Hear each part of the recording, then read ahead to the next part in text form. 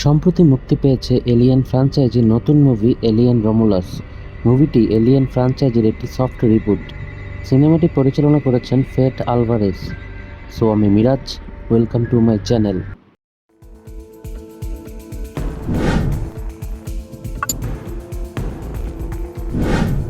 মুভির শুরুতে মহাকাশে ইউএসএস নস্ট্রোমো মহাকাশ স্টেশনের ধ্বংসাবশেষ ভাসতে দেখা যায়। ওয়েল্যান্ড ডিউটানি কর্পোরেশনের একটি মহাকাশযান এই ধ্বংসাবশেষ থেকে একটি নমুনা সংগ্রহ করে। এরপর গবেষকদের একটি দল নমুনার কিছু অংশ লেজার দিয়ে কেটে মহাকাশযানের ভিতরে নিয়ে যায়। সেখানে অবশিষ্ট অংশে একটি জেনোমরফের আকৃতি লক্ষ্য করা যায়। পরের গল্পে দেখা যায় জ্যাকসন স্টার নামের একটি মাইনিং কলোনিতে রেইন ক্যারাডাইন নামের মা বাবাহীন একটি মেয়ে অ্যান্ডি নামের একটি ত্রুটিপূর্ণ অ্যান্ড্রয়েডের সাথে কাজ করছে। অ্যান্ডিকে রেইনের বাবা রিপেয়ার করেছে যেন সে রেইনকে দেখাশোনা করতে পারে। রেইন অ্যান্ডিকে তার ভাইয়ের মতো ভালোবাসে। একসময় রেইন মাইনিং কলোনির চুক্তি থেকে বেরিয়ে আসতে চাইলেও তাকে জানানো হয় তার চুক্তির মেয়াদ আরও 6 বছর বেড়েছে। কিছুক্ষণ পর রেইন দেখতে পায় কিছু দুষ্ট ছেলে অ্যান্ডিকে মারধর করছে। এতে অ্যান্ডি আহত হয়। রেইন এগিয়ে গিয়ে অ্যান্ডিকে সাহায্য করে। এরপর রেইনের কাছে তার প্রাক্তন প্রেমিক টাইলারের একটি ভিডিও বার্তা আসে। সেখানে টাইলার রেইনকে অনুরোধ করে অ্যান্ডিকে একটি গোপন মিশনে সাথে নিয়ে যাওয়ার জন্য। রেইন এবং অ্যান্ডি মিশনে যাওয়ার জন্য টাইলারের ঘাঁটিতে পৌঁছায়। সেখানে তারা টাইলারের বোন কাই, তাদের চাচাতো ভাই বিয়র্ন এবং বিয়র্নের বান্ধবী ও পাইলট নাভারের সাথে পরিচিত হয়। তারা পরিকল্পনা করে একটি পরিত্যক্ত ওয়েল্যান্ড ডিউটানি মহাকাশযানে প্রবেশ করে ক্রায়োস্লিপ পড চুরি করবে, যার সাহায্যে তারা ইভাগা গ্রহে যেতে পারবে। ইভাগা গ্রহে পৌঁছাতে প্রায় 9 বছর সময় লাগবে। এই ক্রায়োস্লিপ পড চুরির জন্য তাদের অ্যান্ডির সাহায্য প্রয়োজন, কারণ অ্যান্ডি মহাকাশযানের টার্মিনালে প্রবেশ করতে পারে, যেহেতু সেও ওয়েল্যান্ড ডিউটানি কর্পোরেশনের তৈরি। রেইন এই মিশনে যেতে পুরোপুরি রাজি নয়, কারণ মহাকাশে বিপজ্জনক মিশনে অনেক ধরনের ঝুঁকি থাকতে পারে। বিশেষ করে দলের অন্যান্য সদস্যরা অ্যান্ডিকে বিপজ্জনক কাজে ব্যবহার করতে চায়, যা রেইনের একদমই পছন্দ নয়। তবে টাইলার অনেক অনুরোধের পর রেইন তাদের সাথে যোগ দিতে রাজি হয়। 6 জন মাইনিং ক্রু তাদের এয়ারক্রাফট কারবেলানে উঠে এবং জ্যাকসন স্টার মাইনিং কলোনির উপর দিয়ে উড়ে যায়। গ্রহের ভূপৃষ্ঠের কাছাকাছি আসার পর তারা প্রথমবারের মতো ওই গ্রহের সূর্যকে খুব কাছে থেকে দেখতে পায়। কিছুটা উপরে উঠেই তারা একটি পরিত্যক্ত মহাকাশ স্টেশন দেখতে পায়। মহাকাশ স্টেশনে পৌঁছে তারা দেখতে পায় যে স্টেশনটি দুটি অংশে বিভক্ত, একটির নাম রোমুলাস ও অন্যটির নাম রেমাস। অ্যান্ডি, টাইলার এবং বিয়র্ন ক্রায়োস্লিপ পড খুঁজতে স্টেশনের ভিতরে প্রবেশ করে। এদিকে হঠাৎ করে কাই অসুস্থ হয়ে বমি করতে শুরু করে। কাইয়ের এই অবস্থা থেকে রেইন বুঝতে পারে সে কোনো খারাপ মানুষের দ্বারা গর্ভবতী হয়েছে। তবে কাই রেইনকে অনুরোধ করে যাতে সে এই ব্যাপারটি টাইলারকে না জানায়। এদিকে বিয়র্ন অ্যান্ডির প্রতি বিরূপ আচরণ করতে থাকে, যা মনিটরে দেখে রেইন কষ্ট পায়। তখন নাভারও রেইনকে ব্যাখ্যা করে বিয়র্নের মা একটি ধ্বংসপ্রাপ্ত খনির ভিতর মারা গিয়েছিল, কারণ একটি অ্যান্ড্রয়েড রোবট ইচ্ছাকৃতভাবে বিয়র্নের মা সহ আরও 2 জনকে উদ্ধার করেনি, কারণ তাদের বাঁচাতে গেলে 1 ডজনেরও বেশি খনি শ্রমিকের মৃত্যু হতে পারত। এই কারণেই বিয়র্ন অ্যান্ড্রয়েড রোবটদের পছন্দ করে না। এদিকে অ্যান্ডি, টাইলার ও বিয়র্ন কিছু ক্রায়োস্লিপ পড খুঁজে পায়। তারা পডগুলোর কাছে পৌঁছে দেখে যে সেখানে মাত্র 5টি পড রয়েছে এবং প্রতিটি ক্রায়োস্লিপ পডে মাত্র 3 বছরের জ্বালানির মজুত আছে। ক্রায়োস্লিপ পড ছিল 5টি, অথচ ক্রু 6 জন। তবুও তারা মন খারাপ করেনি, কারণ অ্যান্ডি যে আসলে একটি অ্যান্ড্রয়েড, ইভাগা গ্রহে যেতেই পারত না। ওই গ্রহে অ্যান্ড্রয়েড রোবটের প্রবেশ নিষিদ্ধ। তারা একটি পরিত্যক্ত ল্যাব খুঁজে পায়। সেখানে অ্যান্ডি বিয়র্নকে একটি বিশাল গর্তে পড়ে যাওয়া থেকে রক্ষা করে। ল্যাবের ভেতরে অনুসন্ধান করতে গিয়ে তারা একটি ক্ষতিগ্রস্ত অ্যান্ড্রয়েডের উপরের অংশ খুঁজে পায়। এরপর আরও কিছুটা এগিয়ে একটা বদ্ধ ঘরে প্রবেশ করে। সেখানে ক্রায়োস্লিপ পডের জন্য প্রয়োজনীয় জ্বালানি খুঁজে পায়। এই জ্বালানি দিয়ে তারা সহজেই ইভাগা গ্রহে পৌঁছাতে পারবে। কিন্তু সমস্যা তৈরি হয় জ্বালানি সংগ্রহের সময়। তারা বদ্ধ ঘরে আটকা পড়ে যায়, কারণ মহাকাশযানটি স্বয়ংক্রিয়ভাবে লকডাউনে চলে যায়। ধীরে ধীরে ঘরের ভেতর তাপমাত্রা বাড়তে শুরু করে। সেই ঘরের এক কোণে বরফে জমাট বাঁধা কিছু ফেস হাগার ছিল।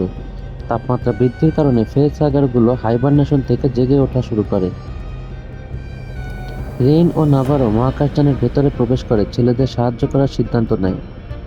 কাই তখন বিশ্রামে থাকে। ল্যাবের মধ্যে তারা একটি ক্ষতিগ্রস্ত অ্যান্ড্রয়েড খুঁজে পায়।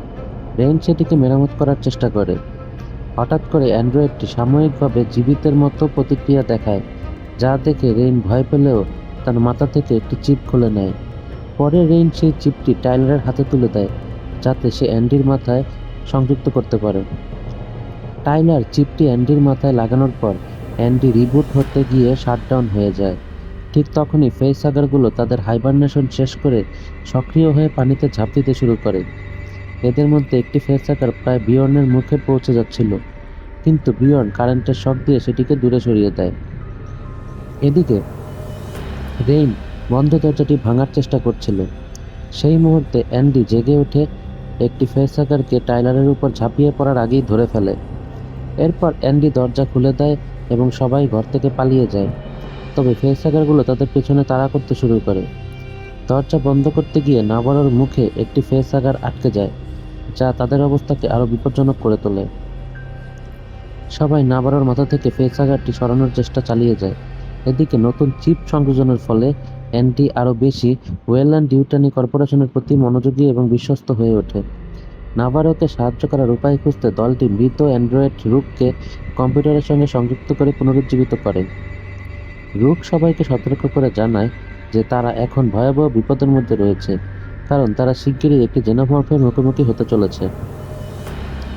রুক একটি মৃত জেনোমর্ফের দেহের দিকে ইঙ্গিত করে ব্যাখ্যা করে যে এটি সেই জেনোমর্ফ যা নস্ট্রোমোতে আক্রমণ করেছিল। রিপ্লি এটিকে এয়ারলক দিয়ে মহাকাশে ফেলে দিলেও পরে রোমুলাসের বিজ্ঞানীরা নস্ট্রোমোর ধ্বংসাবশেষ থেকে এটি উদ্ধার করে, কিন্তু তখনও জেনোমর্ফটি জীবিত ছিল। রুক বিস্তারিতভাবে বর্ণনা করে কিভাবে এই জেনোমর্ফটি রোমুলাসের মহাকাশ স্টেশনের গবেষকদের হত্যা করেছিল। পরে যখন জেনোমর্ফটিকে গুলি করে মারা হয়, তার অ্যাসিড রক্তের কারণে মহাকাশ স্টেশনটি সম্পূর্ণ ধ্বংস হয়ে যায়।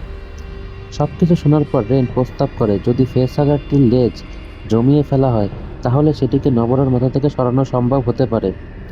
পরিকল্পনাটি সফল হয়, তবে নাভারো জেগে ওঠে। তবে রুক সবাইকে সতর্ক করে জানায় যে নাভারোকে জীবিত রাখা হলে তারা আরও বড় বিপদের সম্মুখীন হতে পারে। বিয়র্ন এবং নাভারো তাদের মহাকাশযান করবোলানে করে পালানোর চেষ্টা করে, কিন্তু পালানোর সময় নাভারো অসুস্থ বোধ করতে শুরু করে। এক্স-রে ফ্ল্যাশলাইট ব্যবহার করে দেখা যায় তার শরীরের ভেতরে একটি চেস্ট বাস্টার বেড়ে উঠেছে, যা অন্য কেউ লক্ষ্য করেনি। কিছুক্ষণ পর নাভারো মাটিতে লুটিয়ে পড়ে, মুখ দিয়ে ফেনা বেরোতে শুরু করে। এরই মধ্যে চেস্ট বাস্টারটি তার শরীর থেকে বের হয়ে আসে এবং কাইয়ের সামনে নাভারোকে হত্যা করে।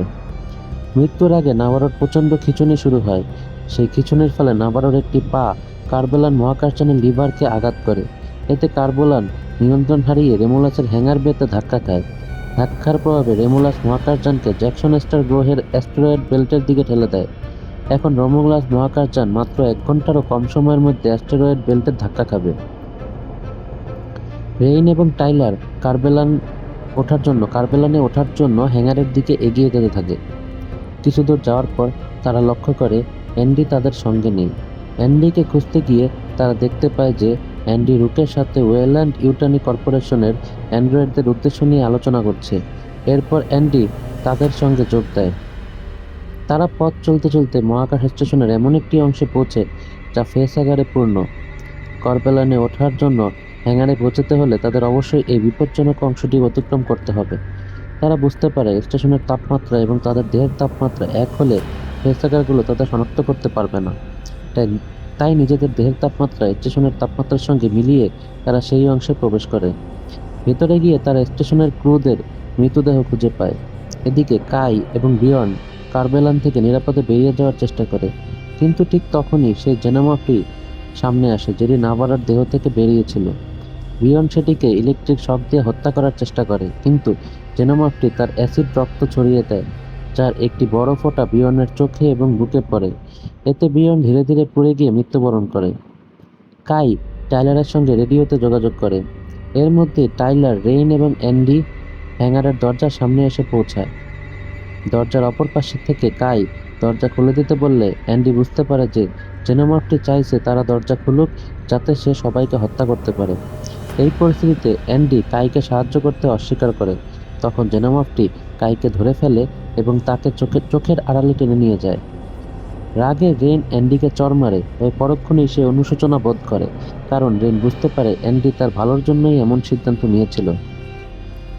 কোম্পানির স্বার্থ রক্ষায় অ্যান্ডি রেন এবং টাইলারকে একটি ল্যাবে নিয়ে আসে, যেখানে তারা একটি মানব এলিয়েন ডিএনএ মিশ্রণ আবিষ্কার করে। রুক জানায় মিশ্রণটির নাম দেওয়া হয়েছে দ্য প্রমিথিউস স্ট্রেন। রুক তাদের একটি ভিডিও দেখায়, যেখানে একটি অসুস্থ মৃতপ্রায় ইঁদুরের উপর এই মিশ্রণটি প্রয়োগ করা হয়। মিশ্রণটি ইঁদুরটিকে তার অসুস্থতা থেকে সম্পূর্ণ সেরে উঠতে সহায়তা করে।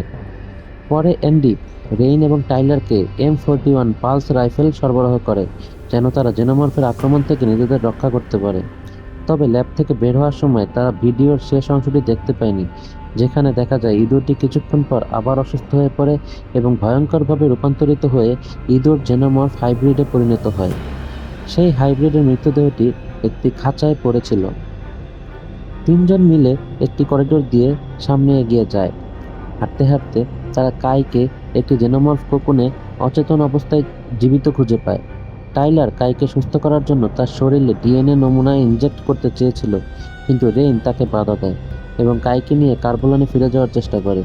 ঠিক তখনই একটি জেনোমরফ তার লেজ দিয়ে টাইলারকে বিদ্ধ করে এবং উপরে টেনে নিয়ে যায়। জেনোমরফটি অত্যন্ত নির্মমভাবে টাইলারকে হত্যা করে। এরপর রেইন কাইকে নিরাপদে লিফটে তুলে দেয়, যাতে সে নিজেই তাদের মহাকাশযান কার্বোলানে ফিরে যেতে পারে। রেইন এরপর অ্যান্টির খোঁজে নিচে নেমে আসে। রেইনের চলে যাওয়ার পর কাই দ্রুত সুস্থ হওয়ার জন্য নিজেই ডিএনএ নমুনাটি নিজের শরীরে ইনজেক্ট করে। রেইন নিচে নেমে অ্যান্ডিকে খুঁজে বের করে এবং অ্যান্ডির মাথা থেকে নতুন চিপটি বের করে পুরনো চিপটি স্থাপন করে। এতে অ্যান্ডি ওয়েলল্যান্ড ডিউটানি কর্পোরেশনের প্রভাবমুক্ত হয়ে তার পুরনো স্বাভাবিক রূপে ফিরে আসে। এরপর রেইন এবং অ্যান্ডি কার্বোলানে ফেরার উপায় খুঁজতে থাকে, কিন্তু রুক তাদের জানায় যে তাদের পালানোর কোনো পথ নেই। এমন অবস্থায় রেইন বুদ্ধি করে পুরো মহাকাশ স্টেশনের গ্র্যাভিটি ইঞ্জিন বন্ধ করে দেয়। এতে একদল জেনোমরফ, যারা তাদের পিছু নিয়েছিল, ভাসতে শুরু করে। রেইন তার রাইফেল দিয়ে জেনোমরফগুলোর দিকে গুলি চালিয়ে তাদের ধ্বংস করে, তবে জেনোমরফগুলোর অ্যাসিডিক রক্ত চারিদিকে ছড়িয়ে পড়ে। রেইন অ্যাসিডের রক্ত এড়িয়ে যাওয়ার চেষ্টা করে, কিন্তু বিপদে পড়ে যায়। তখন সে রাইফেলের রিকোয়েলের সাহায্যে নিজেকে দূরে সরিয়ে নেয় এবং অনেক কষ্টে নিরাপদ স্থানে পৌঁছায়। এরপর রেইন এবং অ্যান্ডি লিফটে ওঠে। ঠিক তখনই গ্র্যাভিটি ফিরে আসে এবং রেইন ভারসাম্য হারিয়ে নিচে পড়তে থাকে। এক পর্যায়ে একটি জেনোমরফ তার লেজ দিয়ে রেইনকে ধরে ফেলে। অ্যান্ডি দ্রুত নিচে নেমে টাইলারের রাইফেল দিয়ে জেনোমরফটিকে মেরে ফেলে এবং রেইনকে উদ্ধার করে। রেইন এবং অ্যান্ডি কাইকে নিয়ে কার্বোলানে ফিরে আসে। ঠিক তখনই রেমুলাসের সাথে অ্যাস্টেরয়েড বেল্টের সংঘর্ষ ঘটে। রুক শেষবারের মতো অ্যান্ডিকে বোঝানোর চেষ্টা করে যে ওয়েলল্যান্ড ডিউটানি কর্পোরেশনের নির্দেশ অনুযায়ী ডিএনএ নমুনা নিয়ে কোম্পানিতে ফিরে যেতে হবে, কিন্তু রেইন এবং অ্যান্ডি রুককে উপেক্ষা করে। এর ফলে রুক রোমুলাস স্টেশনের সাথে ধ্বংস হয়ে যায়। এরপর রেইন কাইকে একটি ক্রায়োস্লিপ পডে শুইয়ে দেয় এবং ইবাগা গ্রহের উদ্দেশ্যে যাত্রা করে। কিন্তু কিছুক্ষণ পর কাইয়ের শারীরিক অবস্থার অবনতি হতে শুরু করে, কারণ সে নিজের শরীরে ডিএনএ মিশ্রণটি ইনজেক্ট করেছিল। এই মিশ্রণ তার গর্ভাবস্থাকে প্রভাবিত করে। খুব দ্রুত কাইয়ের পেট ফুলে যায় এবং প্রসব বেদনা শুরু হয়। রেইন তাকে সাহায্য করে এবং কাইয়ের শরীর থেকে একটি ডিমের মতো পট বের হয়, যা একটি মানব জেনোমরফ হাইব্রিডের আকার নিচ্ছিল। রেইন ডিমটি সরিয়ে ফেলে, কিন্তু তার অ্যাসিড রক্ত মেঝে গলিয়ে দেয় এবং নিচে পড়ে যায়।